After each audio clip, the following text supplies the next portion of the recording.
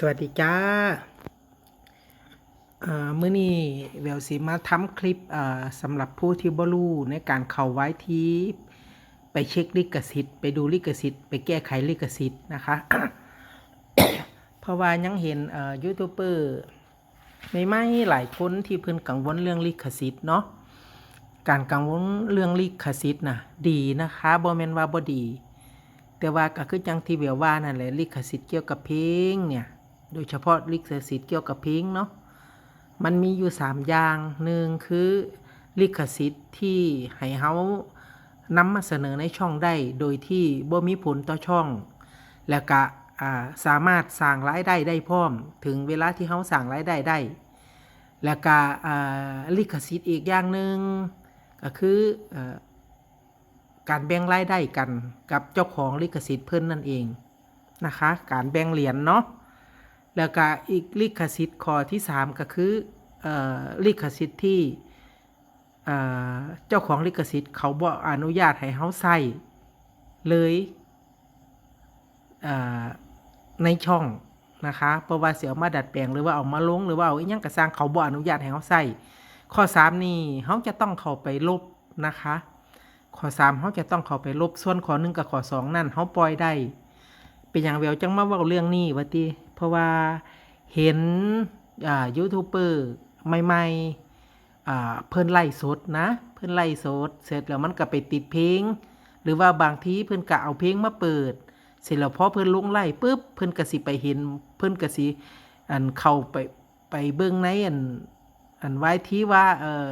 เจอลิขสิทธิ์มีข้อจำกัดแล้วเพิ่นก็ตัดสินใจลบคลิปจังซี่นะเนาะตัดสินใจลบคลิปเสร็จแล้วมันก็สิเฮ็ดให้ยูทูบเบอร์ที่เพิ่นกำลังเก็บเวลานั่นสูญเสียตรงนี้ไปเวลามันก็จะหายไปเท่าไปลบคลิปเพราะฉะนั้นคลิปนี้เดี๋ยวจะมาบอกวิธีการเข้าไปเช็คนะคะเข้าไปตรวจสอบว่าลิขสิทธิ์ที่เจอนั่นรายละเอียดของเพื่อนว่าจังใดตามที่เดี๋ยวว่ามา1 2 3ข้อที่ว่านะโอเคเรามาเริ่มกันเลยจ้าให้ทุกคนเข้าไปที่ YT นะคะตรงYT Studio นี่นะคะสีแดงๆเป็นสีหกเหลี่ยมนี่นะแต่เข้าไปค่ะหลังจากที่แตะเข้าไปเสร็จปั๊บนะคะเฮากระสิมันกระสิมาเด้งเข้ามาที่หน้านี่ของเฮาก่อนเพราะเฮาจะเข้าไปหาที่ไลฟ์สดนะคะเฮาก็กดมาที่เนื้อหาข้างล่างนะคะตรงข้างล่างซ้ายมืออันที่2ตรงนี้นะกดเข้าไปตรงที่เนื้อหาเฮาก็จะเห็นอันข้างบนเฮาจะเห็นวิดีโอสั้นเสร็จแล้วก็เลื่อนขึ้นไปจากนั้นเฮาสิเห็นไลฟ์สดนะคะเฮาสิเห็นไล่สดเดี๋ยวเฮาก็แตะเข้าไปดูทั้งหมดตรงที่ไล่สดนี่นะตรงขวามือมุมขวามือนี่นะแตะเข้าไปปั๊บจังหน้าจอคลิปอันบนของแววนั่นเห็นบ่คะตรงลูกแล้วก็สิมีลูกศรอันวิ่งคลิปแรกนี่ก็สิเป็นลิขสิทธิ์นะคะคลิปลิขสิทธิ์เฮาก็แตะเข้าไปตรงในคลิปของในคลิปที่เฮาเจอลิขสิทธิ์เนาะเดี๋ยวย้อนกลับไปหน่อยนึงอันบนของแววมันก็สิมีลิขสิทธิ์เห็นบ่คะทุกคนเห็นสมมุติว่าเฮาจะเบิ่งว่ามาอันที่2ก็แล้วกันอันที่2เห็นบ่คะลิขสิทธิ์คือกันแล้วก็มีตัว S สีแดงนะคะเฮาก็สิกดเข้าไปที่คลิปอันที่2ค่ะเขาเพื่อเฮาสิเข้าไปเบิ่งลิขสิทธิ์นั่นเองว่ามันลิขสิทธิ์มันว่าจังไดเห็นบ่คะเพราะในคลิปที่2อีสานบ้านย่อให้กำลังถ่ายทอดสดนี่ไล่นี่นะคะ22 เมษายนเนาะที่เดี๋ยวไล่สดเอาไว้แล้วมันก็ขึ้นว่าการสร้างรายได้นี่มีไม่มีสิทธิ์สร้างรายได้ข้อจำกัดก็คือมีลิขสิทธิ์ข้อจำกัดมีลิขสิทธิ์เฮาก็แตะเข้าไปตรงลิขสิทธิ์ครับเพื่อเฮาที่สิไปเบิ่งว่ามันเกิดอีหยังขึ้นนะแตะเข้าไปนะคะเขาก็จะบอกมาว่าไม่มีสิทธิ์สร้างรายได้เฮาก็กดไปที่ตรวจสอบปัญหาปั๊บเฮาสิไปเห็นรายละเอียดให้กับพี่น้องบัดนี้เฮาสิไปเห็นรายละเอียดนะคะนี่นะเห็นบ่นี่เสียง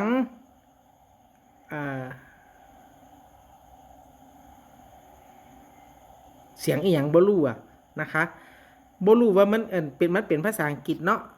ที่มันอาจจะเป็นเพลงที่เห็นจุดแดงๆอยู่ตรงที่อันนั่นบ่คะตรงต่ำจาก 1.3 วินั่น เฮาก็เปิดฟังได้นะแต่ว่าแววบ่เปิดฟังแววสิมาบอกว่า ลิขสิทธิ์ตรงนี้ไม่มีสิทธิ์สร้างรายได้ ที่นี่เขาก็ต้องสิแก้ไขจังใดสมมุติว่ากรณีที่เขาอยากจะเอาไล่นี่มาสั่งรายได้เห็นลูกศรอันอยู่ตรงที่เป็นเสียงภาษาอังกฤษอะไรนี่ล้ำอะไรนะ LAMKOSOUND นี่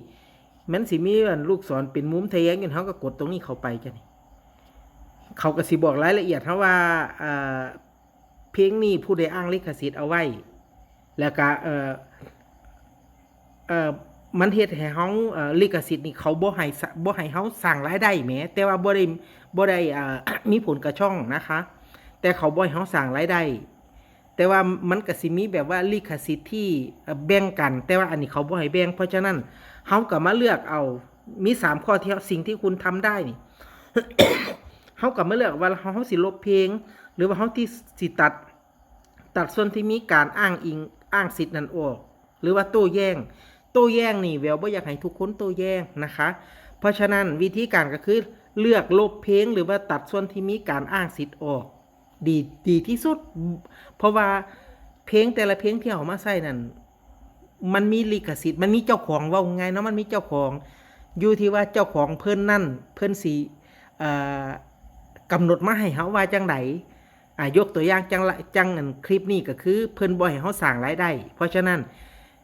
เฮาจะมาเลือกลบเพลงก็ได้หรือว่าตัดส่วนที่มีการอ้างสิทธิ์ออกคำว่าลบเพลงก็คือถ้าเฮากดเลือกลบเพลงช่วงนั้นมันจะหายไปจะไม่มีเสียงดนตรีหรือว่าเฮาจะแทนด้วยเพลงอื่นก็ได้นะคะอันนี้คือกรณีลบเพลงเนาะส่วนการที่ตัดส่วนที่มีการอ้างสิทธิ์ออกนั่นหมายถึงว่าหน้าที่ตรงที่มันมีเพลงเป็นลิขสิทธิ์ตรงนั้นมันจะถูกหายไปเลยก็มีอยู่2อย่างส่วนตัวแววจะเลือกตัดส่วนที่มีการอ้างสิทธิ์ออกเขาก็กดเข้าไปเลยจ้ะนี่เห็นว่าเขาก็สิบอกมันก็สิมีอันสีขีดน้อยๆเอาไว้อยู่หรอกเขาก็กดบันทึกแล้วก็ยืนยันการเปลี่ยนแปลงหลังจากนั้น YouTube เขาก็จะทำงานของเขาเองนะคะเขาก็กดกากบาทออกได้เลยเนาะกดกากบาทออกเราก็ล้อเขาแก้ไขตรงนี้นะคะล้อ YouTube เขาแก้ไขที่นี่บางเพลงที่มันมีลิขสิทธิ์เอาแววสิยกตัวอย่างอันคลิปข้างบนอันบนสุดตรงข้างลูกแล้วมันมีลูกศร2อันแยกออกซ้ายขวา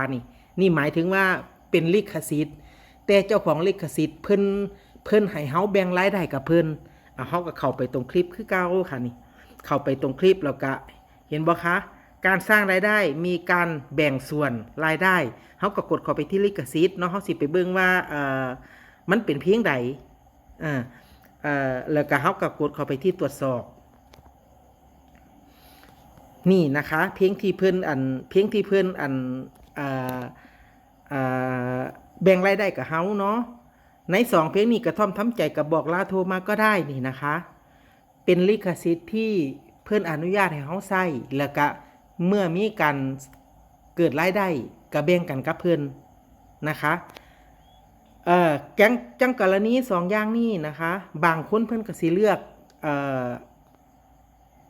ลบตัดลบส่วนที่เป็นลิขสิทธิ์ที่อ้างลิขสิทธิ์ออกหรือว่าตัดเสียงร้องออกแต่กรณีที่มันแบ่งรายได้นี่แววจะบ่แก้ไขนะคะแววจะบ่แก้ไขเนาะแววจะปล่อยไปเลยเพราะว่าเพื่อว่าคลิปที่เฮาสร้างความสุขให้กับเพื่อนตอนเฮาไล่นี่มันสิได้คงอยู่นะความหมายโอเคก็หวังว่าพี่หรือว่า YouTube น้องใหม่ที่กำลังจะเริ่มเฮ็ดนั่นนะคะก็จะเข้าใจได้ความรู้บ่มากก็น้อยละเนาะแววว่าเนาะสิ่งที่แววอยากจะบอกนะคะลิขสิทธิ์เพลงเดียวกันนี่สมมุติว่าเพลงกระต้อมทำใจนี่แหละเนาะ สมมติว่าเพลงกระต้อมทำใจกับเพลงกับเพลงบอกลาโทรมาก็ได้นี่ถ้าเป็นไล่สดสิเอ่อถ้าเป็นไล่สดติดเพลงที่ลิขสิทธิ์นั่นส่วนมากมันจะขึ้นแบบว่าเป็นบ่มีปัญหาบ่มีผลกระทบกับช่องนะคะแต่ในกรณีที่เป็นเพลงเดียวกันที่เฮาเฮ็ดคลิปที่บ่แม่นไลฟ์สดได้แม่นสมมุตินะบางเพลงที่เฮาเฮ็ดคลิปแล้วมันติดเพลงที่เป็นลิขสิทธิ์แรงนี่เขาก็จะบอกว่าบ่ให้เฮานำมาใส่ในช่องเลยก็เป็นไปได้นะคะเพราะฉะนั้นเท่าที่ประสบการณ์ของแววและหลายอย่างมานี่เพลงพวกที่เป็นลิขสิทธิ์ติดลิขสิทธิ์นะติดลิขสิทธิ์รุนแรงนะที่ว่าบ่อยกลับมานำมาใส่ในช่องถ้าเป็นการไล่สดเขาจะบอกว่าแบบนี้นะคะถ้าเป็นไล่สดเขาจะบอกว่าไม่สามารถสร้างรายได้ส่วนมากจะเป็นแบบนั้นแต่ไม่มีผลกระทบกับช่องเนาะแยกให้ออกนะคะระหว่างคลิปไล่สดกับคลิปที่เฮาเฮ็ดขึ้นมาบ่แม่นไล่สดเป็นเพลงเดียวกันสถานะการสถานะของลิขสิทธิ์มันจะไม่เหมือนกันถ้าเป็นเฮาไล่สดไล่สดอยู่แล้วบังเอิญว่ามันเฮาไปเอาเพลงนั้นขึ้นมาใส่นี่เขาจะบอกว่าบ่สามารถสร้างรายได้แต่บ่มีผลกระทบต่อช่องแต่ถ้าเป็นถ้าเป็น เอ่อถ้าเป็นถ้าเป็นคลิปส่วนมากมันจะติดแดงแม้ถ้าเขาจะมีข้อความขึ้นมาบอกเขาว่าเพลงนี้ถูกอ้างสิทธิ์โดยผู้นี้ให้เขาลบภายในเท่านั้นเท่านี้เขาสิเขียนกำหนดมาบอกว่าให้เขาลบเองถ้าเขาถึงกำหนดแล้วถ้าเขาบ่ลบเพลงที่เขาบ่อนุญาตให้เขาใส่อะนะถ้าเราไม่ลบแล้ว YouTube เขาถอนออกเองเนี่ยเขาจะติดแดง1 ครั้งแล้วติดแดง1 ครั้งนี่มีข้อเสียบ่ยังบ่ทันได้มีจ้ะถ้าเขาติดแดง3 ครั้งกรณีแบบเดียวกันใน3 เดือนช่องเขาจะปิวเพราะฉะนั้น แววน่ะ โทษที่จ้ะแววอยากให้พี่ลุงป้าน้องทุกคนนั่นแหละที่จะเข้ามาเป็นยูทูบเบอร์มือใหม่อันดับแรกเลยนี่คนที่จะเล่นเกี่ยวกับเพลงนี่นะเขาต้องเข้า YT หรือว่า YouTube Studio เป็นนะคะเข้าให้เป็นเนาะแล้วเขาจะเพื่อเข้าให้เป็นนี่เพื่ออย่างเพื่อเขาสิได้มาเบิ่งเกี่ยวกับลิขสิทธิ์ต่างๆว่าเมื่อเขาเจอลิขสิทธิ์ในไลฟ์สดแล้วหรือว่าในคลิปกระสร้างในคลิปที่เขาเฮ็ดขึ้นมาจังซ่าเขาเจอไลฟ์สดลิขสิทธิ์นั่นเขาว่าจังใดเขาจะได้แก้ไขถูกเขาจะได้บ่ต้องไปลบคลิปที่มีลิขสิทธิ์หรือว่าไล่ที่มีลิขสิทธิ์ทิมเวลาเขาจะได้บ่ต้องหายไงคะโอเคบ่เนาะถ้าเขาเข้าไปในYouTube Studio หรือว่า YT Studio เป็นเขาก็สิไปแก้ไขแล้วก็ชั่วโมงของเขาก็ยังสิยังอยู่เขาก็สิได้ฟ้าวเปิดสร้างรายได้ให้มันทันเวลา1 ปีจังใดก็แล้วแต่นะคะขอเป็นกำลังใจให้ยูทูบเบอร์มือใหม่นะคะทุกท่านเนาะเฮ็ด YouTube ให้มีความสุขนะคะอย่าซีเรียสเกินไปเฮาก็ถือว่าการเฮ็ด YouTube เป็นการพบปะเพื่อนฝูงใหม่ๆที่เฮาอาจจะบ่มีโอกาสได้เจอกันในชีวิตประจำวันแต่ว่า YouTube เนี่ยเฮาอาจสิไปเจอคนที่อยู่ต่างประเทศเฮาอาจสิไปเจอคนที่อยู่จังหวัดที่ห่างไกลกันนะคะเพราะฉะนั้นอยากให้เพื่อนๆยูทูบเบอร์มือใหม่นะคะเฮ็ด YouTube ให้มีความสุขส่วนผลของรายได้นั่นขอให้มันเป็นองค์ประกอบที่2นะคะหวังว่าคลิปนี้จะเป็นประโยชน์กับยูทูบเบอร์มือใหม่ทุกท่านนะคะฝากกดไลค์กดติดตามแววในเด้อช่องน้อยๆดอกจ้ะเว้ากับบ่เก่งเว้าหั่งเทื่อก็ติดขัดอยู่ฝากให้เพื่อนๆกดไลค์กดติดตามให้น้ำแน่สวัสดีจ้า